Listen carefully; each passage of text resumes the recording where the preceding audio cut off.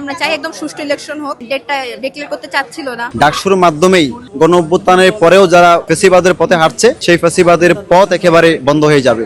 মনোভাব বলতে আমি বর্তমানে খুশি আছি যে ঢাকা বিশ্ববিদ্যালয়ে এত কিছু মানে পার করে যে একটা তফসিল দিতে পারছে, এটার জন্য আছি। কারণ এই যে আপনারা দেখলেন যে এতদিন কিন্তু ডাকসু নিয়ে অনেক গড়িমসি হয়েছে, অনেক ঝামেলা হয়েছে, অনেক কিছু হয়েছে।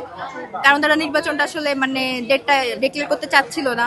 পরবর্তীতে আমাদের ক্যাম্পাসে কিন্তু ডাকসু নিয়ে আন্দোলন হয়েছে, অনশন হয়েছে। তো এই বিষয়গুলো পেরিয়ে যে আজকে সবার আকাঙ্ক্ষিত বা প্রতীক্ষিত যে ডাকসুর একটা তফসিল ঘোষণা হয়েছে, এই নিয়ে আমরা খুশি, বর্তমানে আশাবাদী। এখন আমরা চাই একদম সুষ্ঠু ইলেকশন হোক, কোনো রকম একদম নিরপেক্ষ হোক, কোনো রকম রাজনৈতিক দলের হস্তক্ষেপ মুক্ত যেন ইলেকশনটা হয়।